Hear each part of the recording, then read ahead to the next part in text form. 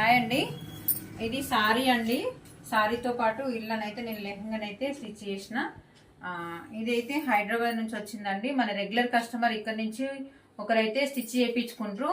వాళ్ళ పాపకి కుట్టిన dress, scallop dress lehenga crop top అయితే కుట్టిన అనమాట.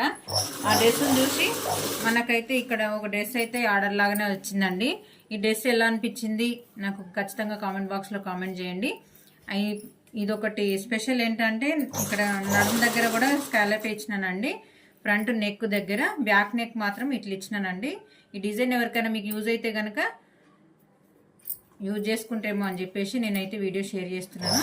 చూడండి, నెక్ ఇలా వచ్చింది. ఈ కట్టుకు మాత్రము కొంగు సైడు కొంచెం ఎక్కువ వచ్చినాయండి ఫ్లవర్స్ అనేటి.